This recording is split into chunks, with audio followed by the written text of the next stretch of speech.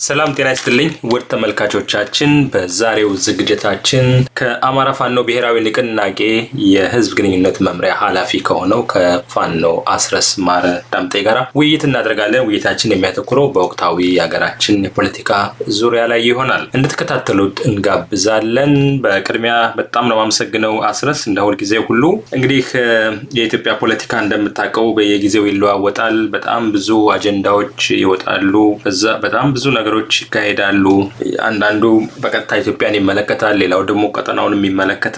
እንደው እስቲ እንደ መግቢያ እንደዚህ በኢትዮጵያ ውስጥ የሚካሄዱት የፖለቲካ ሁኔታዎችን አጠቃላይ በየጊዜው ቁጭ ብላችሁ የምትገመግሙበት የምትነጋገሩበት መድረኩ አለ? እድሉ አላችሁ ወይስ እንደው በጦርነት ብቻ የተጠመዳችሁ ናችሁ? እንደው አጠቃላይ ሁኔታውን የመገምገም እድሉ አላችሁ? ሁሌ ትነጋገራላችሁ? አመሰግናለሁ ፋሲል። እንግዲህ ያው ድርጅት እየመራን ነው። የምንመራው ድርጅት ደግሞ የትጥቅ ትግልን ተሸክሞ ያለ ነው። በዚህ የትጥቅ ትግል ውስጥ ሰፊ የሆነ ሰራዊት ቁጥር የሚሳተፍበት በጣም ትልቅ አጀንዳ ይዞ የተነሳ ትግል ነው። የህልውና ትግል ነው። የአማራ ህዝብ የህልውና ትግል በአንድም በሌላም መንገድ ደግሞ የምናደርገው ተጋድሎ በአጠቃላይ በኢትዮጵያ ፖለቲካ ብቻ ሳይሆን ቀጠናው ላይም ያለው ተጽዕኖ ቀላል የሚባል አይደለም። በተለይ ከቅርብ ጊዜ ወዲህ የዚህ የምስራቅ አፍሪካ ጂኦፖለቲካዊ መልካ ፖለቲካዊ ካልኩለስ የዛ ስሌት ማዕከልም ሆኗል የፋኖ እንቅስቃሴ እንደምታውቀው። ከዚህ የተነሳ ወቅታዊ ሁኔታዎችን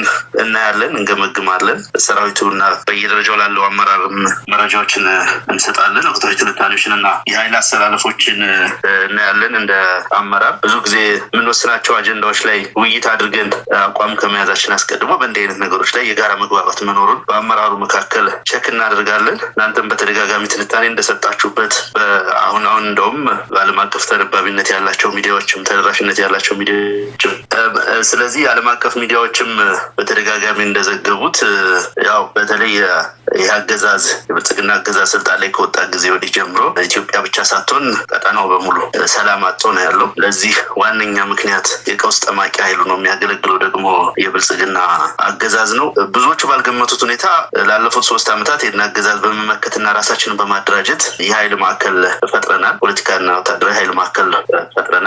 ያን ተከትሎ ሌሎች ኃይሎችም ጭምር በአገዛዙ ላይ ነፍጥ እያነሱ ጸረ ብልጽግና ብሔራዊ ኃይሎችም እየተነሱ ነው የሚገኙት። በአገዛዙ ባህሪ በጉልበት እና በማታለል ስልጣን ላይ መቆየት ነው። ሌላ ለሚነሱ ፖለቲካዊ ጉዳዮች፣ ማህበራዊ ጉዳዮች፣ ኢኮኖሚያዊ ጉዳዮች ምላሽ መስጠት ፍላጎትም አቅምም ያለው አይደለም። ከዚህ ቀደም የነበሩ ሙከራዎች አሉ።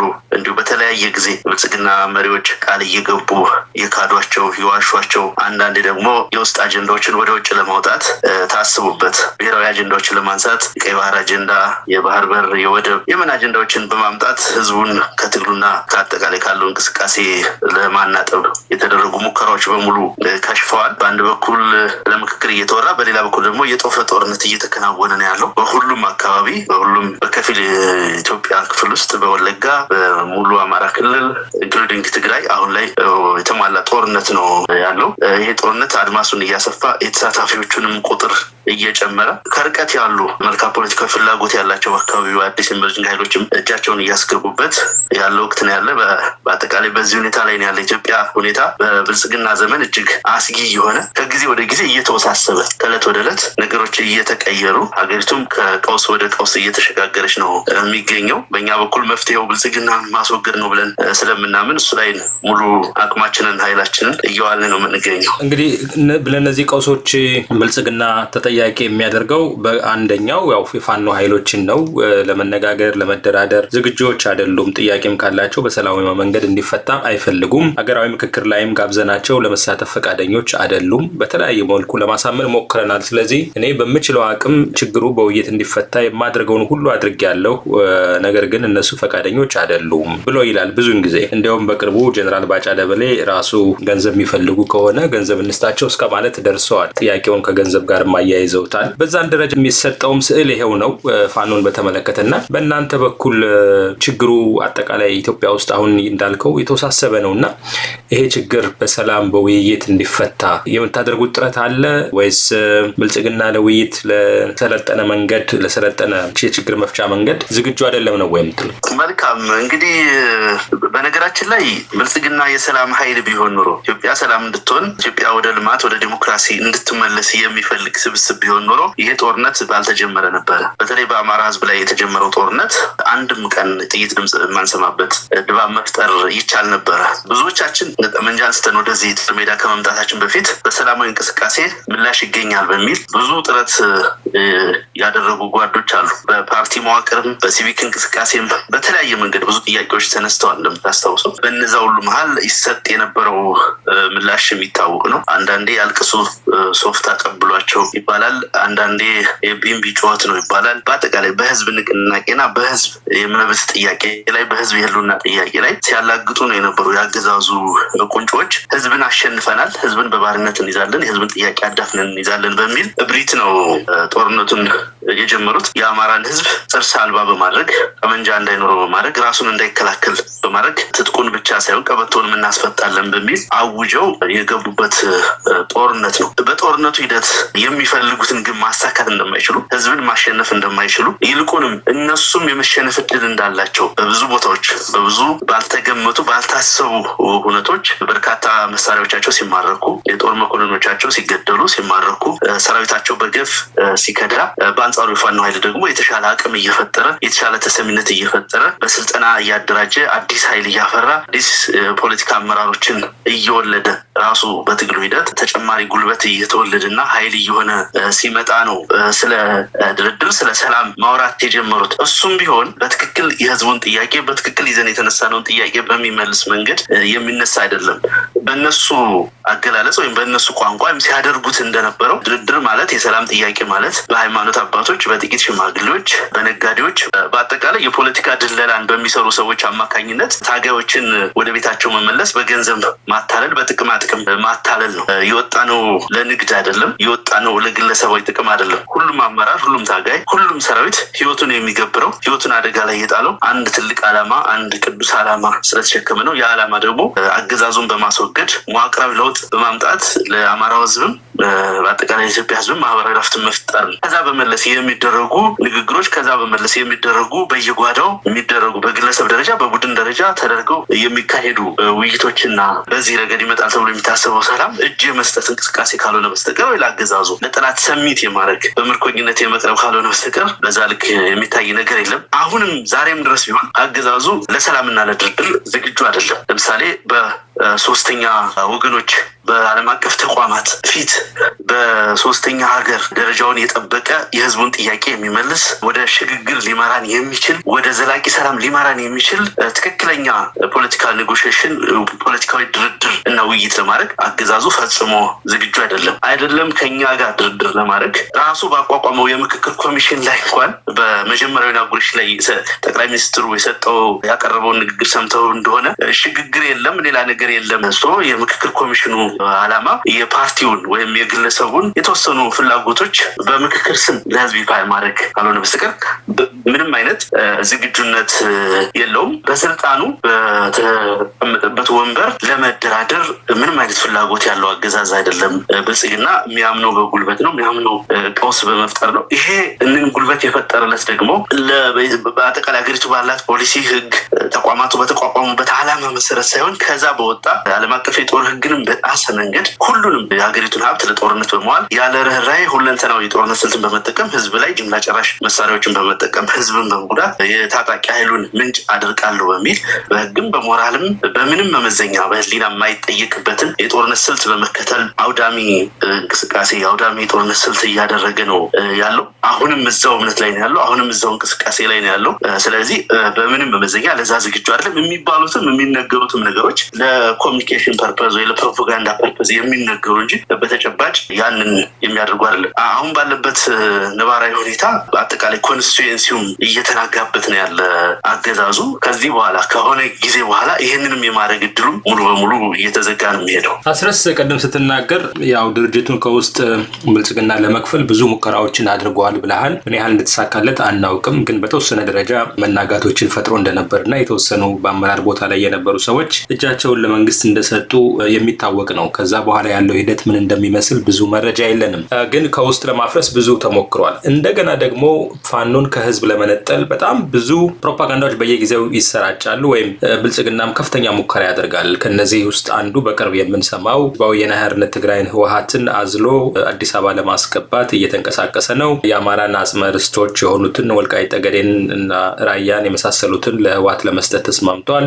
የሻዕቢያን አጀንዳ ለማራመድ እየተንቀሳቀሰ ነው። የህዝብ አጀንዳ አይደለም የሚያራምደው፣ በአጠቃላይ የአማራን ህዝብ ፍላጎት ሳይሆን የሚያራምደው የውጭ ኃይሎችን ፍላጎት እያራመደ ነው የሚል ከፍተኛ ቅስቀሳ በየጊዜው ይካሄዳል እና ይሄ ከህዝብ ፋኖን ለመነጠል እንደሆነ የሚናገሩ ወገኖች አሉ። እነዚህ ቅስቀሳዎች ሪሊ በህዝብ ውስጥ ብዥታ እየፈጠሩ ነው፣ የፋኖን ተቀባይነት እንዲቀንስ እያደረጉት ነው። በዚህ ላይ ደግሞ ፋኖ ጠንከር ብሎ እነዚህን የሚለቀቁትን መረጃዎች ወይም ፕሮፓጋንዳዎች ሲመክት አይታይም እና ወይም በደንብ አይሰማም በማህበረሰቡ ዘንድ። ምን ያህል ተጽዕኖ እየፈጠሩ ነው? ማህበረሰቡን በፋኖ ላይ ያለውን አመለካከት ምን ያህል እየቀየሩት ነው ትላለህ? እንግዲህ እነዚህ ፍረጃዎች እና ንግግሮች በእነሱ ቋንቋ ባንዳ ባዳ እያሉ የሚገልጿቸው ንግግሮች የመጡት ቅርብ ጊዜ ነው። ይሄ ጦርነት ከተጀመረ 3 ዓመታትን አልፎታል። ከዛም የረዘመ ጊዜ ወደኋላ የትግሉ እንቅስቃሴ አጠቃላይ የሚወስድ መሆኑ ይታወቃል። በጦርነቱ ጅማሮ ወቅት እንደውም ትልልቅ ወታደራዊ ድሎች ባገኘንባቸው ወቅት እነኚህ የተባሉ ኃይሎች ከብልጽግና ጋር አሁን ባሉበት ደረጃ ቁርሾ ውስጥ፣ አሁን ባሉበት ደረጃ ኩርፊያ ውስጥ፣ ጠብ ውስጥ አልገቡም ነበረ። ትግሉ የተመሰረተውም የተጀመረውም በዚህ ልክ የጎመራውም በራሱ በአማራ ምድር በራሱ በአማራ ልጆች ያለማንም ሶስተኛ ሀገር ሶስተኛ ኃይሎች ጣልቃ ገብነት እንደውም አንዳንድ ቦታ ብዙ ጊዜ በተለመደው የትጥቅ ትግል መንገድ ትጥቅ ትግል ታጋዮች በውጭ ሀገር ስልጠና ወስደው ትሬኒንግ ወስደው የፖለቲካ ስልጠና ወታደራዊ ስልጠና ወስደው የሎጂስቲክስ ድጋፍ ተደርጎላቸው ነው የሚጀምሩት። ብዙዎቹ በዚህ በቀዝቃዛው ዓለም ጦርነት ወቅት የነበሩ አብዛኞቹ የትግል እንቅስቃሴዎች ርዕዮተ ዓለማዊ መሰረትም ስለነበራቸው ከጀርባቸው ደጋፊ ሀገራት ደጋፊ ኃይሎች ነበሩ። በአንድ ጎራ ያለውን ቻይና ያስታጥቃል ያሰለጥናል፣ በአንድ ጎራ ያለውን ራሽያ፣ በአንድ ጎራ ያለውን አሜሪካ፣ በሌላ ጎራ ያለውን ሌላው ኃይል፣ እንዲህ አይነት ነገሮች ነው የነበሩ። በዚህ በእኛ የትግል እንቅስቃሴ ውስጥ አንዱ ለየት የሚያደርገው ይሄኛው ባህሪ ነው። በዚህኛው ክፍለ ዘመን ከተደረጉ የትግል እንቅስቃሴዎች ውስጥ በጣም በተለየ ሁኔታ የሚታየው በጣም ኦርጋኒክ የሆነ በራስ አቅም በራስ ኃይል መሀል ከተማ ጭምር የተጀመረ ትግል ነው። ያ ሁሉ በሚደረግበት ጊዜ እንዲያውም ከነኚህ ከሚባሉት ኃይሎች ጋር ሻዕቢያም ጋር ሆነ ከህወሓትም ጋር ሆነ ከሌሎች ጋር አገዛዙ በዚህ ልክ የለየለት ግጭት ውስጥ በዚህ ልክ የለየለት ጠብ ውስጥ አልገባም ነበር። ላለፉት 3 ዓመታት ብቻችንን ይህንን ግዙፍ የብልጽግና ኃይል ተቋቁመን ተዋግተን መክተን ይዘን ያለ ነው። በጊዜ ሂደት ራሱ የአገዛዙ ባህሪ ራሱ የቀውስ ጠማቂነት ባህሪው ሌሎች ኃይሎችንም ወደ ጦርነቱ እየጋበዘ መጣ። ለሌሎች ኃይሎች የህልውና ስጋትም እየሆነ መጣ። በአንድ በኩል የሚያደርጋቸው ስምምነቶች፣ በየአዳራሹ የሚደረጉ ንግግሮች፣ የሚሰሩ ሪቶሪኮች አሉ። በሌላ በኩል ደግሞ በተጨባጭ መሬት ላይ የሚደረግ ነገር አለ። ስለዚህ በዛ ምክንያት እነዚህ ኃይሎች ጋር የለየለት ጠብ ውስጥ ሲገባ ነው እነኛ ኃይሎች በጸረ ብልጽግናነት እየተሰለፉ የመጡት። ለምንድነው ይህንን ማነሳው? ባክግራውንዱን በደንብ ግንዛቤ ውስጥ መግባት ስላለበት አንዳንዶቹ ሊያዝሉ ነው፣ ይዘው ሊመጡ ነው፣ ሊሸከሙ ነው፣ ሊታዘሉ ነው የሚሉትን ነገር ከመግለጻችን በፊት ባክግራውንዱ ይሄ ነው በአጠቃላይ። ስለዚህ አዲስ ኃይሎች ጦርነቱን ለመቀላቀል እያቆበቆቡ ያሉበት ወቅት ላይ ነን እንጂ ይሄ ጦርነት በተለይ ፋኖ ኃይል የሚያደርገው ጦርነት በራሳችን አቅም በራሳችን ሊደርሽፕ በራሳችን አጠቃላይ ሁኔታ የሚመራ ከየትኛውም ቦታ ከየትኛውም ሀገር ወይም ከየትኛውም የፖለቲካ ኃይል አንዲት መስመር ርዕዮተ ዓለማዊ አስተሳሰብ ወይም ሌላ ያልተዋስንበት በራሳችን የትግል መስመር የምንታገልበት ትግል ነው። ስለዚህ ቅድም እንዳነሳሁት በተለይ የጦርነቱ ሁኔታ ሲከብደው አጠቃላይ ጦርነቱን የሚመራበት መንገድ ደግሞ በቀጥታ ከህዝብ ጋር ሲያጋጨው አገዛዙ የነደፈው አዲስ ስልት ምንድን ነው? ፋኖ ለኢትዮጵያ ብሔራዊ ጥቅም ተቃራኒ የሆኑ ኃይሎችን ይዞ እንደሚመጣና እንደዚህ አይነት አስተሳሰብ እንዳለ ወይም በተለይ የአማራ ህዝብ ለኢትዮጵያ ብሔራዊ አጀንዳዎችን ያለውን ስስልብ ስለሚረዱ በዛ መንገድ ጸረ ኢትዮጵያ እንቅስቃሴ ውስጥ እንደገባን ተደርጎ ለመሳል ሙከራዎች ይደረጋሉ። እንዳነሳው አገዛዙ የፕሮፓጋንዳ ማሽኖቹ ብዙ ናቸው። ብዙ ሚኒስትሪ ሚዲያዎች አሉት። የሚከፍላቸው በጣም በርካታ ዲጂታል ሚኒሻዎች አሉት። በእነኛ አማካኝነት በአጠቃላይ የሚዲያ አየሩን ብልጫ የሚወሰድ ወይም በተደጋጋሚ ሀሰትን በመናገር ያው ይሄ ዘመን ደግሞ የዲጂታል ሊትሬሲያችን በጣም ደካማ ነው እንደምታውቀው ሀገር። ስለዚህ በዛ ተጽዕኖ ውስጥ ፐርሴፕሽናችንን ማኒፑሌት በማድረግ በዛ ተጽዕኖ ውስጥ በማስገባት በጣም ተደጋጋሚ ሙከራዎች ተደርገዋል። መሬት ላይ ያለው ሀቅ ግን ከዚህ ፈጽሞ በተቃራኒ ነው። በነገራችን ላይ የአማራ ህዝብ ነጋሪ አያሻውም። ከዚህ በኋላ ጠላቱ ማን እንደሆነ ወዳጁ ማን እንደሆነ ከትናንት ታሪኩ ሳይሆን ራሱ ብልጽግና ከሚነግረው ሳይሆን ራሱ ከዕለት እንቅስቃሴው የሚረዳው ነገር ነው። ዛሬ በየቦታው በየእርሻ ማሳው በየመንገዱ በየገበያ ማዕከሉ በሰላማዊ እንቅስቃሴ ላይ ያለውን የአማራ ህዝብ በጀት በድሮን በሮኬት በተለያዩ ጅምላ ጨራሽ መሳሪያዎች አገዛዙ አቅሙ በፈቀደ መጠን እንደፈለገ ወደ ህዝብ በሚተኩሳቸው መሳሪያዎች ከፍተኛ ዋጋ እየከፈለ እየተጨፈጨፈ ያለ ህዝብ ነው። ስለዚህ የህልውና ጠላቱ ቀዳሚ ጠላቱ ማን እንደሆነ በሚገባ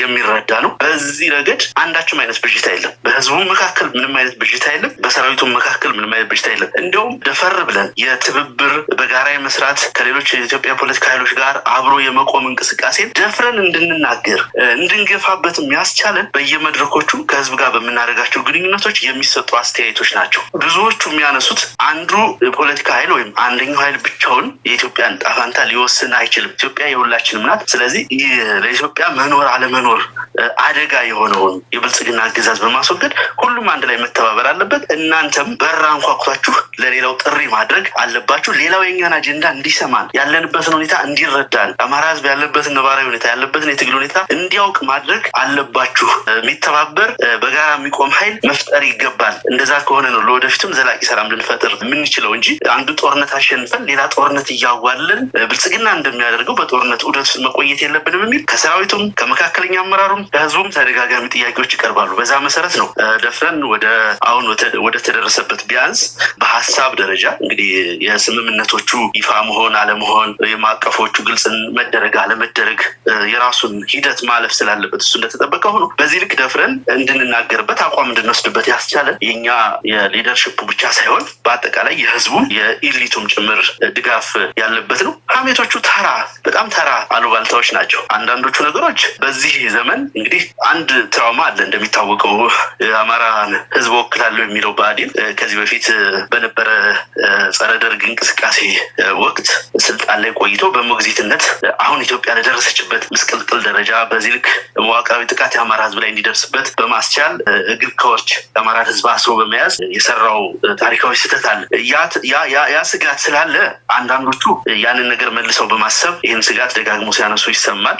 ነገር ግን በፍጹም እንዳነሳሁት ከትግል አነሳሱም ከባህሪውም ከአጠቃላይ ሁኔታው ፍጹም የተለየ ስለሆነ አንዱም አላማችን የተነሳንበት ግብም እንዲህ አይነት መዋቅራዊ ጭቆናዎችን ስር ነቀል በሆነ መንገድ መዋቅራዊ በሆነ መንገድ ለመፍታት እስከሆነ ድረስ ከዛ አንድ ኢንች የምናፈገፍግበት ሁኔታ አይኖርም። አዝለን የምናስገባው አዝሎን የሚያስገባም ኃይል ሊኖር አይችልም። ሁሉም በአቅሙ ልክ ሁሉም በታገለበት ልክ ሁሉም በሚወክለው ህዝብና በኮንስቲቱዌንሲው ልክ ኢትዮጵያ ውስጥ ፖለቲካዊ ውክልና እንዲኖረው ግን ያስፈልጋል። ያ ካልሆነ ዘላቂ ሰላም ሊመጣ ስለማይችል በሀገሩ ላይ ያንን ታሳቢ ያደረገ እንቅስቃሴ ከማድረጋችን በመለስ አገዛዙ በተደጋጋሚ በሚያወራው ልክ አይደለም። አንዲትም ኢንች አንዲትም ስንዝር የመሬት ጉዳይ የማንነት ጉዳይ ላይ ሌሎች ጉዳዮች ላይ ልንደራደር አንችልም። እንዲህ አይነት የአማራ ህዝብ የህልውና አጀንዳ የሆኑ የአማራ ህዝብ የመታገያ አጀንዳ የሆኑ ነገሮችንም አሳልፎ ለመስጠት ፎርዛት ማተር ምንስ ለማግኘት ይህንን ታደርጋለህ? ይሄ ታጋይ እኮ ህይወቱን ለህዝብ የሰጠ ታጋይ ነው። በየጊዜው በድሮን ጥቃትን ሰርቫይቭ እያደረገ በተአምር እየተረፈ ይህን ትግል እየመራ ያለ ታጋይ ምን ለማግኘት ሰረንደር ያደርጋል? እንዲህ አይነት ነገሮችን ምን ለማድረግ ህዝብ ጥያቄዎችን አሳልፎ ሊሰጥ ይችላል? መብት ሳለ ወይ? እንዲህ አይነት ትልልቅ ጉዳዮችና አጀንዳዎች ላይ ውሳኔ መስጠት ሌላ ነገር ዲል የማድረግ መብት የሚኖርህ እንደውም በህዝብ የተመረጠ መንግስት ከሆንክ በሌላ ፕላትፎርም ካልሆነ በስተቀር አሁን ባለው ነባራዊ ሁኔታ የአማራን ህዝብ ነጻ ለማውጣት ትግል እያደረገ ያለ ሸማቂ ኃይልን ትጥቅ ትግልን እየመራ ያለ ኃይል ይህ ኃይል በእንዲህ አይነት ጉዳዮች ላይ የመደራደር አሳልፈው የመስጠት ወይም ሌላ ውሳኔ የመወሰን ከምንም የመነጨ መብትም የለውም። ስለዚህ ይህንንም ጭምር መገንዘብ አለበት። በአጠቃላይ አገዛዙ ይህንን ጉዳይ በጣም በሰፊው ፕሮፓጋንዳ ስራ የሚሰራበት ለምንድን ነው ካል የድላችን ጽዋ የተሸሸገው ካለመተባበራችን ጀርባ ነው ብያምናለሁ። ኢትዮጵያውያን ካለመተባበራችን ጀርባ። ስለዚህ ኢትዮጵያውያን ስንተባበር ብልጽግና ይፈርሳል፣ ብልጽግና ይወገዳል ያለምንም ጥርጥር። ገና ካሁኑ ገና የትብብር ወሬ አየሩን ስለሞላው ብቻ በዚህ ልክ እየቃዠ በዚህ ልክ እየተጨነቀ ያለ አገዛዝ ነው። ስለዚህ በተጨባጭ መሬት ላይ ተግባራዊ እንቅስቃሴ በምናደርግ ጊዜ ደግሞ የአገዛዙ ዘመን ያከትማል። ያ ፍርሃት ነው ይህንን ፕሮፓጋንዳ እንዲሰራ ያስቻለው። እንግዲህ ጠቅላይ ሚኒስትሩም ጭምር በብዙ ሚዲያዎች አንዳንዴ ህዝብን ከህዝብ ስለ ታሪክ እናንሳ ከተባለ እኮ የአማራና የትግራይ ህዝብ በጋራ ያሳኳቸውን ኢንፋክት ሌሎች ኢትዮጵያውያንንም ጭምር የተሳተፉበትን የአድዋ ጦርነት ልታነሳ ትችላለህ። የመተማውን ጦርነት ልታነሳ ትችላለህ። የጉንደትና ጉዳን ጦርነት የዶጋሌን ጦርነት፣ ብዙዎችን ጦርነቶች በብሔራዊ አጀንዳዎች የሁለቱ ህዝብ ልሂቃን በዘመናቸው አንድ ላይ ሀገር የጠበቁበትን ሀገር ያዳኑበትን። አብይ አህመድ እንዲህ አይነት ታሪኮችን መናገርም አይፈልግም፣ ማዳመጥም አይፈልግም። ተፋፋይ ትርክቶችን መፍጠር ይፈልጋል። ይሄ ለምንድን ነው የሆነው? ከአንድነታችን ማግስት ስልጣኑ እንደሚያከትምለት ስለሚያውቅ። ስለዚህ ትልቁ ስልቱ ትልቁ የኮሚኒኬሽን ስትራቴጂ አድርጎ ያሰበው ጸረ ብልጽግና ኃይሎች እንዳይተባበሩ የተቻለውን ነገር መስራት ነው። ይሄ የሚኒስትሪ ሚዲያዎቹ ሶሻል ሚዲያውም የዘወትር ስራ አድርገው ቀጥለውበታል። እናንተ ነው የሚያዳምጡን ኢትዮጵያውያን ፋሲል ይህንን በደንብ ሊረዱት ይገባል ላሉ።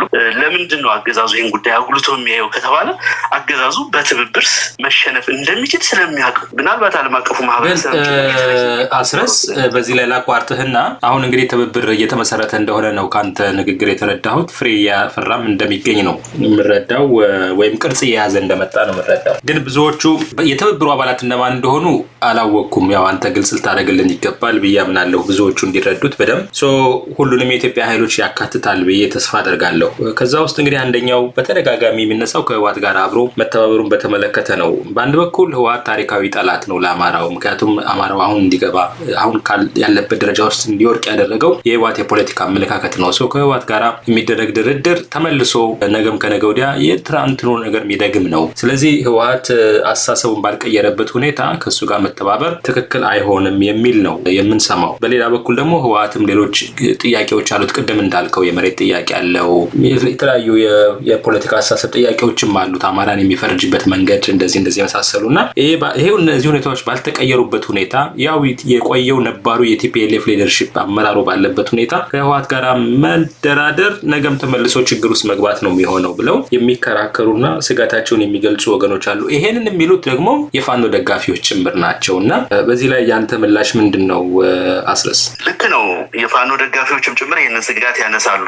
እኔ ቢሰጉ አልፈርድም። እንደው ስለ ታሪካዊ ጠላትነት ከተነሳ ኢትዮጵያ ውስጥ እርስ በርሱ በታሪካዊ ጠላትነት የማይፈራረጅ ኃይል ማግኘት የምንችል አይመስለኝም። ጦርነት ታሪኮቻችንን ብናነሳ በጣም ብዙ ናቸው። በብዙ የየራሳቸው ታሪካዊ መነሻ ምክንያቶች ኑሯቸው የተደረጉ ጦርነቶች ናቸው። እንግዲህ በዓለም ላይም ባሉ ጦርነቶች አንደኛው ሲቪላይዜሽን ሲወድቅ ብዙ ጊዜ በጦርነት ተሸንፎ ነው የሚወድቀው። አንደኛው ሌላ ኃይል ሲመጣ ሌላው። በዛ ልክ ኢትዮጵያም ብዙ የእርስ በርስ ጦርነት ታሪክ አላት። እነዛ ማህበራዊ መሰረት አላቸው አብዛኞቹ ኃይሎች። እናንሳ ብንል እንትን ብንል የእርስ በርስ ግጭቶችን፣ የእርስ በርስ ጦርነቶች። ስለዚህ በዚህ መመዘኛ የምናየው ከሆነ ታሪካዊ ጠላትነትን ኢትዮጵያ ውስጥ ታሪካዊ ጠላት ያልሆነ የለም። ኦህዴድ የአማራው ታሪካዊ ጠላት አይደለም ብሎ የሚከራከር ሊኖር አይችልም። ህወሓት የአማራ ታሪካዊ ጠላት ነው በምትለው ልክ ሊከራከር ይችላል፣ ልናነሳ እንችላለን። አንዳንዶቹ ይህንን ጉዳይ የሚያነሱት ከኦህዴድ ጋር እየሰሩ ነው፣ ከአማራ ብልጽግና ጋር እየሰሩ ወይም ከብልጽግና ፓርቲ ጋር እየሰሩ ነው። ከትላንት ጠላቴ በላይ ነኝ፣ ዛሬ እያጠፋኝ ያለው ጠላት ኢሚነንት ዳንጀራል። ልክ ነው። ትናንት በመዋቅር በሲስተም በፖሊሲ መነሻነት የደረሰብንን አሁን ለደረስንበት ደረጃ በአጠቃላይ የአማራ ህዝብ የህልውና ጥያቄ የምናነሳ ከሆነ ወደኋላ መለስ ብለን 87 ዓመታትን ሄደን የጣሊያኖችን እንቅስቃሴ በዛን ዘመን የጸረ አማራነት ትርክት እንዴት እንደሰፈነ እዚህ ሀገር ላይ አንድ አማራ አርበኛ ለገደለ ይሄን ያህል ሺህ ሊሬ እንሰጣለን ብለው በጊዜው የነበሩ ጣሊያን ጀነራሎች እንዴት ጸረ አማራነትን በኢትዮጵያውያን አእምሮ ውስጥ ሲተክሉ እንደነበረ የምናውቀው። ከዛ የመነጨ ከዛ በኋላም በነበሩ የአብዮቱ በሚባለው እንቅስቃሴ ወቅት እየተፈጠሩ በጥራዝ ነጠቅነት የተፈጠሩ አስተሳሰቦች ካፒታሊዝም በሌለበት ካፒታሊዝም ፊውዳሊዝም የሚባል ፍልስፍና መጥቶ እነዛ ሁሉ ነገሮች ቅጥጥሎች ካየናቸው በአጠቃላይ አማራ ዛሬ ለደረሰበት ደረጃ የዳረጉት ወይም ብልጽግናን የዛ ሁሉ ትርክት ጫፍ የመጨረሻው ጦር ሆኖ እንዲወጋን ምክንያት የሆኑ ነገሮች ናቸው። ይህ አገዛዝም የዛ ውጤት ነው ብለን እናምናለን። በዚህ ሂደት ውስጥ በእነኚህ ዘመናት ውስጥ ብዙ ጠላቶችን አፍርተናል። ብዙ ጠላቶች ተነስተውብናል። ብዙዎች ጥፋት ፈጽመውብናል። ከዛ ማዕቀፉ ወጣ ብለን ማየት ግን ያስፈልገናል። ዛሬ በደረስንበት ደረጃ፣ አሁን ባለንበት ደረጃ ራይት ነው ምን እየተደረገ ነው ያለው? ምን እየተከናወነ ነው ያለው? ዛሬ የአማራ ህዝብ እየተጨፈጨፈ ያለው በዩናይትድ አረብ ኤምሬትስ ድሮኖች ነው። ይሄ ብዙ ፖለቲካዊ፣ ሃይማኖታዊ፣ ሌሎች ኢኮኖሚያዊ መነሻ ምክንያቶች ጭምር አሉት። የአረብ ኤምሬቶች የቱርኮች ድሮን እየተሞከረብን ነው ያለው። የተሻሻሉ ድሮኖች በህዝባችን ላይ እየተሞከሩ ነው ያሉት። ህዝባችን እየተጨፈጨፈ ነው ያለ። ይህን እያደረገ ያለው ደግሞ ብልጽግና ነው። ብልጽግና ከህወሓት ጋር ጦርነቱ ዋዜማ ውስጥ ነው የሚገኘው፣ ፍጥጫ ውስጥ ነው የሚገኘው። ስለዚህ ዛሬ ላለንበት አደጋ፣ ዛሬ ሊያጠፋን የተዘጋጀውን ኃይል ለማጥፋት ከተሰለፉ ኃይሎች ጋር መሰለፍ ለህልውናችን የግድና አስፈላጊ ነው ብለን እናምናለን። ወደ ህወሓት ጉዳይ ልምጣል። እናንተም ጠቁም እንዳረከው ትብብሩ የሁለትዮሽ ወይም ሌላ መልክ አይደለም የሚኖረው። ጸረ ብልጽግና ኢትዮጵያውያን ኃይሎች እንዲተባበሩ ነው እየሰራን ያለ ነው፣ እየተንቀሳቀስ ያለ ነው። ምንድን ነው በዛ ውስጥ የሚሆነው ነገር? ምንድን ነው ግቡ? አካሄዱ ምን ይመስላል? አደረጃጀቱ ምንድን ነው? ምንን ለማሳካት ነው የምንንቀሳቀሰው? ማን የትኛውን አጀንዳ ይዟል? ይሄ እኮ ነው ጊዜ የወሰደብን። ለዚህ እኮ ነው ውይይት ያስፈለገን። ለዚህ እኮ ነው ይፋ ለማድረግ ጊዜ መግዛት ያስፈለገን። እንግዲህ ስለ ትብብር ከተነጋገርን፣ ስለ ትብብር አጀንዳ ካደረግን በጣም ረጅም ጊዜያችን፣ በጣም ብዙ ጊዜ አውርተንበታል፣ እየተወቀስንበት፣ እየተከሰስንበት። ነገር ግን እስካሁን ድረስ በተጨባጭ በስምምነት ደረጃ፣ በሰነድ ደረጃ የቀረበ እንዲህ ነው በዚህ ጉዳይ ተስማምተናል፣ ከብልጽግና ውድቀት ማግስት ይሄ እንዲሆን ወስነናል፣ ጦርነቱ ሂደቱን በጋራ የምንመራበት መንገድ ይሄ ነው፣ ሊደርሽፑ ይሄ ነው ብለን ውሳኔ አልወሰንም፣ አልሰጠንም። ለምን? እነኚህ የሚነሱ ስጋቶችን ለመቅረፍ የሚያበቃ ውይይት እየተደረገ ስለሆነ የምንፈልገው ግብ፣ የምናሳካው ግብ አለ። የአማራ ህዝብ ብልጽግናን በማሸነፍ ብቻ ወይም ይህንን የመከላከያ ሰራዊት በማሸነፍ ብቻ ዘላለማዊ ረፍት ያገኛል ወይም የህልውና አደጋው ሙሉ በሙሉ ይቀለበሳል የሚል እምነት የለንም። በስርዓት፣ በመዋቅር፣ በመንግስታዊ አስተዳደር፣ በሽግግር መንግስት ማዕቀፍም ሆነ በሌላ መንገድ በሚመጣ የለውጥ ስርዓት ነው ዘላቂ ሰላም ሊመጣ የሚችለው ለእኛም ለሁሉም ኢትዮጵያውያን። ምክንያቱም አንዱ ህዝብ ጦርነት ውስጥ ነው ሌላው ሰላም የሚሆንበት አውድ ስለሌለ በኢትዮጵያ ውስጥ ባለው ነባራዊ ሁኔታ ያ ስለሆነ፣ ስለዚህ ያ እንዲመጣ ነገ ሌላ ጦርነት እንዳይወለድ፣ ነገ ዘላቂ ሰላም እንዲኖር እነኚህ ኃይሎች መነጋገር አለባቸው። ለምሳሌ ባነሳል ደጋግመን የምንናገረው በኢትዮጵያ ህልውና ላይ የማያምን፣ በኢትዮጵያ አንድነት ላይ የማያምን ኃይል ጋር አንሰራም። ስለዚህ በኢትዮጵያ አንድነት ላይ ታምናላችሁ ሆይ? የተገንጣይነት እንቅስቃሴ ውስጥ ናችሁ ሆይ? አይደላችሁም ወይ? የሚል ጥያቄ ማንሳት ይጠብቃል ከኛ በኩል። ከሌላው ኃይል በኩልም ደግሞ በእኛ ላይ የሚያነሱት ጥያቄ፣ የሚጠራጠሩት ጥያቄ ይኖራል።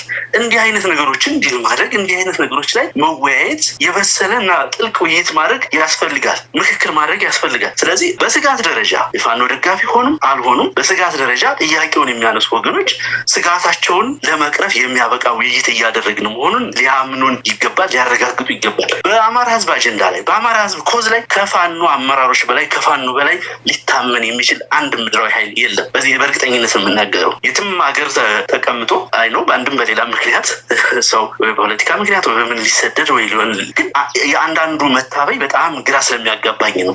ህይወት በምንሰጥበት ትግል ውስጥ፣ ህዝባችንን በምንመራበት ትግል ውስጥ፣ በየቀኑ ህዝብ በሚያልቅበት ትግል ውስጥ እንዴት እንደሚመራ፣ ምን ላይ መድረስ እንዳለበት የመወሰን መብት አለን። ዋጋ እየከፈልንበት ስለሆነ እየወሰንም ከዚህ ያደርሰነዋል። አብዛኞቹ ኮሚቴዎቹን ኃይሎች ጠመንጃ ስናነሳ የመንግስት ሞኖፖሊ ኦፍ ቫዮለንስ ተቃወማችሁ ብለው ሴቶቹን የነበሩ ጭምር ናቸው እኮ። በጭራሽ ይህ ትግል አያስፈልግም፣ በፍጹም እንደ አይነት ነገር ውስጥ አትግቡ ሲሉ የነበሩ ናቸው። ትግሉ የሆነ ደረጃ ሲደርስ እኔ በምክር የሚያነሱትን አምሶሪ እንትን ለማለት አይደለም፣ በምክር በስጋት የሚያነሱትን እቀበላለሁ፣ ተገቢም ነው፣ ነገም ይቀጥላል። ምክንያቱም የኛ አስተሳሰብም የዲስኮርሱ፣ የምክክሩ፣ የንግግሩ፣ የሚዲያው የምናምን ውጤት ጭምር ስላለበት እኛ አስተሳሰብ። ነገር ግን ፍረጃ ውስጥ የሚገቡ አቋም የሚወስዱ አይቻልም ይቻላል ብለው የሚደመድሙት ግን የአንዳንዶቹ ነገር አሳዛኝ ነው። ሌላ ምክንያት ልናነሳለት እንችላለን። ቅድም እንዳነሳው ልክ በተለይ ከባዕዲን እንቅስቃሴ ጋር በተያያዘ የአማራ ኢሊት ራስ በቅነቱ ላይ እንዳይተማመን በጣም ለረጅም ጊዜ ከባድ የስነ ልቦና ስርዓት ተሰርቶበት በጣም በጁኒየርነት እንዲቆይ መብቱን ከጨቋኞቹ እንዲጠይቅ እንዲፈልግ ዘመናትን የወሰደብን በነገራችን ላይ የኃይል እንቅስቃሴ አድርገን ራሳችን ነፃ ለማውጣት ረጅም ጊዜ የወሰደበት አንዱ ምክንያት ይሄ ነው። የሚገልህ አካል ነፃ ያደርገኛል፣ የሚገልህ አካል መብት ይሰጠኛል ብለህ የመጠየቅ አሁንም ያስተሳሰብ አሁንም ያ ኔቪቲ አያለው አልፎ አልፎ ዛሬ እንኳን ከምክክር ኮሚሽኑ ተስፋ የሚያደርግ አካል አለ። ዛሬ እንኳን ጄኖሳይድ እየፈጸመብህ መንገድ ዘግቶ ትልልቅ ሃይዌዎችን ህዝብ ከህዝብ እንዳይገናኝ መንገድ ዘግቶ ኢኮኖሚ እንቅስቃሴዎችን አስተጓጉሎ ጦርነት ከፍቶ ህዝብ እየፈጀ ያለ ምህረት ያለን አገዛዝ መብት ይሰጣል፣ ፍትህ ይሰጣል፣ ጥያቄ ይመልሳል ብሎ የሚጠብቃል። የነኝ ሁሉ ድምር ውጤት በአጠቃላይ ልሂቃኑ ደግሞ በተለይ እዚህ ትግሉ ላይ መሬት ላይ የሌለው ልሂቃን የፋኖ ሊደርሽፕ በሚገባ ካለማወቅም ጭምር ምን አይነት ሰው እንዳለ፣ ምን የሚያስብ እንዳለ፣ ምን ፈልገን እዚህ ትግል ውስጥ እንዳለ፣ ህልማችን ምን እንደሆነ፣ ራዕያችን ምን እንደሆነ አንዳንዱ ምናልባት እሱ ላይ ነው የኔም ጥያቄ። አሁን አንደኛው የሚነሳው በተለይ በፋኖ ደጋፊዎች በኩል ያለው ስጋት የአቅም ልዩነትን በተመለከተ ነው። ህወሓት እንደሚታወቀው ለረጅም ጊዜ የቆየ ፓርቲ እንደመሆኑ የተሻለ የፖለቲካ ልምድ አለው፣ እውቀቱ አለው። እንደዚሁም በትጥቅ ትግልም በጦርነት ልምድም ከፋኖ ጋር ሲነጻጸር በተሻለ ቁመና ላይ ነው የሚገኘው። ስለዚህ ፋኖ በህወሓት ደረጃ እኩል ሊነጋገርና ዓላማውን ለማሳካት የሚያስችል ቁመና ላይ አይደለም። ገና አዲስ ድርጅት ነው፣ የ3 ዓመት ድርጅት ነው። ስለዚህ በህወሓት ሊዋጥ ይችላል የሚል ስጋት ያላቸው ወገኖች አሉና አንደኛው ከአቅም ጋር የተያዘ ነው። ከፖለቲካ አቅም ከሚሊተሪ አቅም ጋር የተያዘ አስተያየት ነው የሚሰጠውና እናንተ የ3 ዓመት ቁመናችሁ እንዴት ነው የምትገመግሙት? ሪሌቲቭ ከቲፒኤልኤፍ ወይም ከህወሓት ኃይሎች ጋር ሲነጻጽር የመዋጥ ስጋት አለ የሚለውን አስተያየት እንዴት ነው የምታየው? አብረህ እንድታየው ነው እዚሁ ጋር። መልካም፣ ጥሩ ነው ያነሳልኝ። እኔ ያው ንጽጽር ውስጥ ባልገባ ጥሩ ነበረ። ምልህ ብዙ ኢንዴክሶች ይኖሩታል የአንድ ፖለቲካ አንዳንዴ ስትናገር ድንገት ትብብር ገና ንግግር ላይ ናችሁ፣ ምን እንደሚወሰን አታውቅም። ንግግሩን ወይም ትብብሩን የሚያበላሽ ነገር ከሆነ ግራ የለም መዝለል ትችላለህ። ተጽዕኖ የሚፈጥር ከሆነ እኔ ተጽዕኖ በማይፈጥር ሁኔታ እንድትመልስልኝ ነው የፈለግኩት። መልካም፣ እንግዲህ ብዙ መመዘኛዎችን ልናነሳ እንችላለን። አንድ የፖለቲካ ኃይል አንድ የኃይል እንቅስቃሴ የሚያደርግ ድርጅት ወይ ቡድን መመዘኛዎቹ ምንድን ናቸው? አንደኛው የህዝብ ድጋፍ ነው። የህዝብ ድጋፍን ስትወስድ የፋኖ እንቅስቃሴ በመላው አማራ ህዝብ ብቻ ሳይሆን ከዚህ ትግል ከፋኖ ማሸነፍ ወይም ከብልጽግና መወገድ ማግስት ሰላም አገኛለሁ፣ የመዋጥ የመጥፋት አደጋ ይቀለበሳል ብሎ የሚያምን ብዙ ኢትዮጵያ ውስጥ ያሉ ብሔሮች፣ ብሔረሰቦች እና ሌሎች የፖለቲካ ቡድኖችን ከፍተኛ ድጋፍ ያለው ኃይል። ስለዚህ አንዱ ጉልበት የሚመነጨው አንዱ ኃይል የሚመነጨው ከዚህ ነው። ሁለተኛው ሊደርሺፑ ነው። በሊደርሺፕ ደረጃም ቢሆን አሁን ያለው የፋኖ እንቅስቃሴ እኔ ለምሳሌ ቲፒኤልኤፍ በ17 ዓመት የትጥቅ ትግል ዘመን ስልጣን ላይ ሲወጡ መጨረሻ ላይ ሲያሸንፉ የነበራቸው የተማረ ሰው ኃይል ምን ያክል ነው? ዩኒቨርሲቲ ግራጁዌት ያለው ምን ያክል ነው? ፖስት ግራጁዌቱ ምን ያክል ነው? ማሰብ እንችላለን። ኤግዛክት ዳታ እንኳን ባይኖረኝ ምን ይዘው ነው እዛ ደረጃ የደረሱት? ከዛ በኋላ ለስንት ሀገር አስተዳድሩ። አሁን ባለንበት ዘመን ያለው የፋኖ እንቅስቃሴ ብትወስድ ከዛ በእጅጉ የተለየ ነው። በእጅጉ የተለየ በጣም በርካታ የተማሩ ልጆች በደንብ መተንተን፣ ወቅታዊ ሁኔታውን ማየት፣ መተንበይ፣ ሀሳብ ማቅረብ፣ ማደራጀት የሚችሉ በተለያየ እንደ አጋጣሚ ነው ደግሞ ከተለያየ ስትሪም የመጡ የህግ ባለሙያዎች አሉበት፣ የህክምና ባለሙያዎች አሉበት፣ ዶክተሮች፣ ኢኮኖሚስቶች በየዘርፉ በሚዲያው ዘርፍ በሁሉም ዘርፍ የተማሩ ልጆች የሚመሩት የሚታገሉበት የትግል እንቅስቃሴ ነው። ስለዚህ የሊደርሺፕ ቋቱ አሁን ብልጽግና ካለው ቋት ጋር እንኳን ራሱ ብታነጻጽር አይደለም፣ በፍጹም የተለየ ነው። እንደው አቻላቻ እንኳን ግለሰብ ለግለሰብ እንኳን ብታነጻጽር አሁን ካለው አገዛዝ ካለው የሰው ኃይል ጥራት በብዙ እጥፍ የተሻለ የሰው ኃይል ጥራት ያለበት ሊደርሺፕ ነው። በሌላ በኩል ባለው ጂኦግራፊያዊ አቀማመጥ የትግሉ እንቅስቃሴ የሚደረግባቸውን ቀጠናዎች ውስጥ በዚህ በኩል ከምንጃር እስከ ወልቃይት ጫፍ፣ በዛ በኩል ከወለጋ እስከ ራያ ጫፍ ድረስ ነው የሚሸፍነው ጂኦግራፊ። ይሄ ደግሞ ለኢትዮጵያ ቴሪቶሪ የጫፍ እንትን አይደለም ወይም ፐሪፈሪ አይደለም፣ መሀል በአጠቃላይ የሀገሩን ኢኮኖሚያዊ ፖለቲካዊ እንቅስቃሴ የሚወስን የትግል እንቅስቃሴ ነው እየተደረገ ያለው። ጉልበቱ ከዚህ ነው ሊመነጭ የምንችለው። ምናልባት በዲፕሎማሲ ረገድ ሲዝን እንዲሆኑ ፖለቲከኞች የሌሉበት ከዚህ በፊት በዲፕሎማትነት ወይም በተለያየ መንገድ ኮኔክሽን ያላቸው አመራሮች አይደለም ያሉን። በዛ በኩል ያሉ ክፍተቶች ይኖራሉ። ይሄ በሂደት ራሳችንን ለዓለም በማሳየት ራሳችን ከሌሎቹ ጋር ኮኔክት በማድረግ የምንፈታው ነገር ነው። በአጠቃላይ የፋኖ እንቅስቃሴ በሌሎች ኃይሎች ኢንክሉዲንግ በህወሓትም በለው በማንም ሊዋጥ የሚችል አይደለም። ባይኔቸር ሊዋጥ የሚችል አይደለም። የህዝብ ትግል ነው። ሰፊ እንቅስቃሴ የሚደረግ ትግል ነው። ባለቤቱ ህዝብ የሆነ ትግል ነው። ማንም በፈለገው መንገድ አሳልፎ ሊሰጠው የሚችለው በፈለገው መንገድ ሊደራደርበት የሚችል ወይም ሊወጣው የሚችል አይደለም። በትግል እንቅስቃሴያችንም በወታደራዊ እንቅስቃሴዎችም ቢታይ ለ3 ዓመታት ይህን አገዛዝ ሰርቫይቭ አድርገናል። ሌሎች ኃይሎች ለ2 ዓመት እንደዛ ነው ጦርነት አድርገው የነበሩት። ከሌላው በተሻለ ሁኔታ እኛ ሰርቫይቭ አድርገን በዚህ ልክ ተቋቁመ ነው ያለ ነው። በከፊል የብአዴን መዋቅር ርዝራዥ በመኖሩ ምክንያት በእነሱ በመንገድ መሪነት ከሚደረግ እንቅስቃሴ በስተቀር አሁን እግረኛ ሰራዊቱ ላይ ከፍተኛ የሆነ ብልጫ ነው ያለን። አገዛዙ የቴክኖሎጂ ጥገኛ እንዲሆን አድርገነዋል። አንድ መታወቅ ያለበት ነገር ሌሎች ኃይሎች ይህንን ትብብር እየገፉበት እየመጡ ያሉት በፋኖ ላይ ተስፋ ስላላቸው ነው። ላለፉት 3 ዓመታት በአፍሪካ ቀንድ የተዘራውን የመከራ ቀንበር ተሸክሞ ያለ ኃይል ነው። ይሄ ኃይል የፋኖ እንቅስቃሴ ባይኖር ቀጠናው ላይ ሌሎች ጦርነቶች ይኖራሉ፣ የሚጠፋ ኃይል ይኖራል፣ ብዙ ነገሮች ይኖራሉ። በአጋጣሚ ይሄ ኮኢንሲደንስ ኖሮ የኛ እንቅስቃሴ ሲጀመር ራሳቸውን ያተረፉ ኃይሎች መሆናቸውንም አንዳንዶቹ ያውቃሉ፣ ይገነዘባሉ። ለእኛም በአካል በተለያየ መንገድም የሚገልጹልን ጉዳይ ነው። ስለዚህ ዋነኛ ማዕከል እንዲሆንም ፍላጎት አለ። በተጨባጭ የሚያነ ያለው ተስፋም የሚደረገው ይህ ኃይል ራይዚንግ ፓወር ነው። አዲስ ጉልበት፣ አዲስ ተስፋ ይዞ የመጣ በወጣቶች የሚመራ በወጣቶች የተገነባ የመፈጸም አቅሙ ወይም ኮሚትመንቱ ከፍተኛ የሆነ ሰራዊት የታጨቀበት ኃይል ነው የአማራ ፋኖ ብሔራዊ ንቅናቄ። በዚህ በኩል እንዳሉ የኮንስትራክቲቭ ኮሜንቶች፣ አስተያየቶች እንዲህ ቢደረግ እንዲህ አይነት ማዕቀፍ ቢዘጋጅ የሚሉ አስተያየቶች እንደተጠበቁ ሆኖ ግን ይዋጣሉ፣ ይመራሉ፣ በሌሎች ይወሰዳሉ በሚለው ጉዳይ ላይ ምንም አይነት ስጋት ሊኖር አይገባም ብዬ ነው ማለት ነው። ይሄ እንቅስቃሴ ድርጅቱንም ከውስጥ ሊከፍለው ይችላል የሚልም ስጋት አለ። አንዳንዶች ያው በግልጽ መናገር ካስፈለገ ከመሬት ጋር በተያያዘ ከማንነት ጋር በተያያዘ የሚነሱ የወልቃይት ጠገዴ ጉዳዮች አሉና የተወሰኑ የፋኖ አካላት በዚህ ላይ ልዩነት ስላላቸው የሆነ ድርጅቱን ከሁለት ሊከፍሉት ይችላሉ፣ የተፈጠረው ትብብር ከውስጥ ሊያዳክመው ይችላል የሚል ስጋቶች አሉና እንዲህ አይነት መረጃዎችን በየጊዜው በማህበራዊ ሚዲያ ይለቀቃሉ። እንዲህ አይነት ምልክቶች አሉ በመካከላችሁ። እነዚህን ኃይሎች ስጋታቸውን ማለት ያላቸውን ስጋት ለማሳመን ድርጅቱ ምን እየሰራ ነው? እውነት ከሆነ ማለት ነው በዛ ደረጃ የሚሰጉ ከሆነ መልካም። ይሄ ድርጅቱን ስንፈጥር ጀምሮ አስበንበት የተዘጋጀንበት ጉዳይ ነበረ።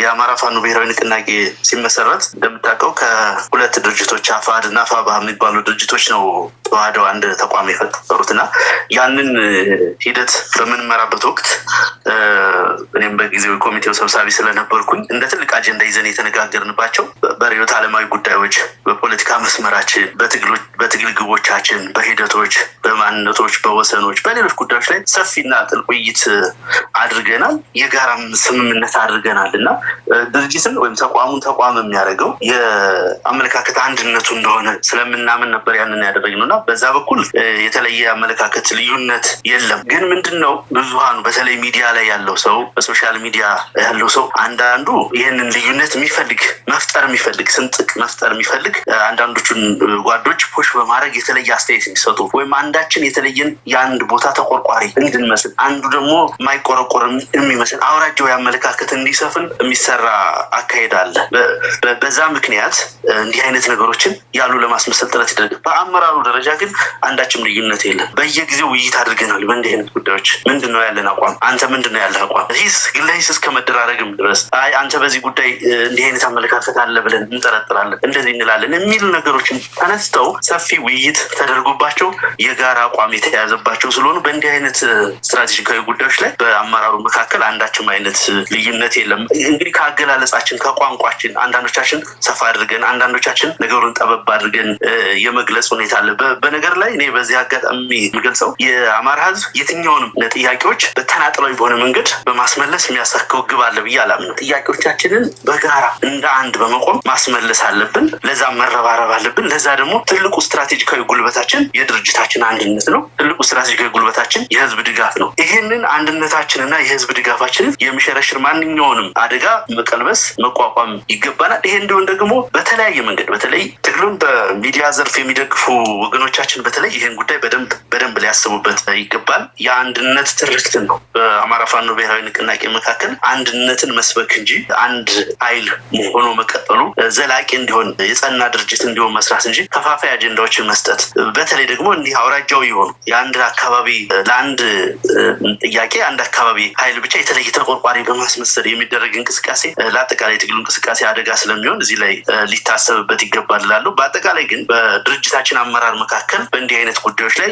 በሰነድም የተዘጋጀ የተጻፈ ውይይትም የተደረገበት ስለሆነ ምንም አይነት ብዥታም ሆነ ልዩነት እንደሌለ ነው ማረጋግጥልህ። ጥሩ። ቀጠናዊ ትብብሩስ ምን ይመስላል? እንግዲህ ያው የሀገር ውስጥ ኃይሎች ጋር እየተባበራችሁ ነው። ከአካባቢው ሀገሮች ያው የኢትዮጵያ ጉዳይ መቼም ኢትዮጵያ ደሴት አይደለችም። ከሁሉ ከሁሉም ሀገሮች ጋር ነው የምትኖረው እና መተባበርም ይገባታል። እናንተ በዚህ በኩል ቅድም የዲፕሎማሲ ክፍተቶች አሉብን፣ ሲዝን እንዲሆኑ ልምድ ያላቸው ዲፕሎማቶችን አላገኘንም ብለሃል። እሱ በደንብ የሚታይ ነገር ይመስለኛል፣ የሚካድም አይመስለኝም። ነገር ግን በእናንተ በኩል ከሌሎች ኃይሎች ከጎረቤት ሀገሮች ጋር ትብብር ለመፍጠር የምታደርጉት እንቅስቃሴስ ምን ይመስላል? በዛ በኩል የምታገኙት ድጋፍስ እንዴት ነው? መልካም። ትልቁ የድጋፍ መሰረታችን ደጋግሜ እንዳነሳሁት ህዝባችን ነው። ትልቁ ጉልበታችን ኃይላችንም ከራሳችን የሚመነጭ ነው። ያም ሆኖ ግን በኢትዮጵያ ጣፋንታ ጉዳይ ኢትዮጵያውያን የኢትዮጵያ የፖለቲካ ኃይሎች፣ ጸረ ብልጽግና ኃይሎች በጋራ መተባበር አለብን። ይህንን ለማድረግ ስራዎች እየተሰሩ ነው ያሉት። ተጨባጭ እንቅስቃሴዎች ውስጥ ገብተናል። በጣም ብዙ እርምጃዎችንም ሄደናል።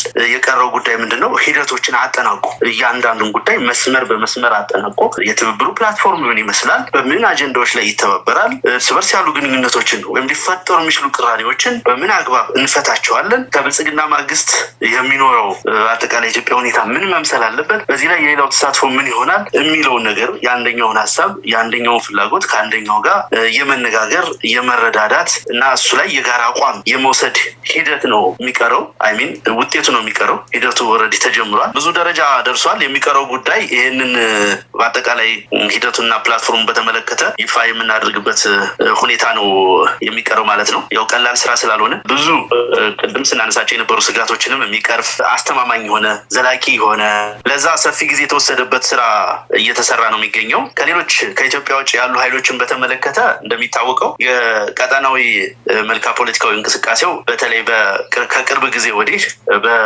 በአረብ ኤምሬቶች በአፍሪካ ፖለቲካ ውስጥ በማዕድን ፍላጎቶቻቸው ምክንያት፣ በወደብ ፍላጎቶቻቸው ምክንያት እና በሌሎች ጂኦፖለቲካዊ ፍላጎቶቻቸው ምክንያት በአጠቃላይ ቀጥተኛ ተጽዕኖ ነው ያላቸው። በተለይ ጦርነት እና ግጭት ባለባቸው ሀገሮች ላይ እጃቸውን በረጅሙ አስገብተው እየሰሩ ነው ያሉት። በዚህ ረገድ ሱዳን ውስጥ አርኤስኤፍን በመደገፍ፣ ሊቢያ ውስጥም ጀነራል ጣፍታርን በመደገፍ፣ ቻድ ውስጥም እንዲሁ ሌላ ኃይልን በመደገፍ፣ ሶማሌ ውስጥ ሶስቱንም የሶማሌ ኃይሎች በተለያየ መንገድ በመደገፍ አብዛኛው የሴኩሪቲ ቴክኒካል ድጋፍ እና ሌሎች ማድረግ በቀጠና ዋነኛ ስታብላይዘር ሆኖ ኤጀንቱ ነው እንደ ሳተላይት ስቴት እያገለገላቸው ያለ ደግሞ የብልጽግና ኃይል ነው። ስለዚህ የብልጽግናን ኃይል የአረብ ኤምሬቶቹ በሙሉ አቅማቸው ነው የሚደግፉት።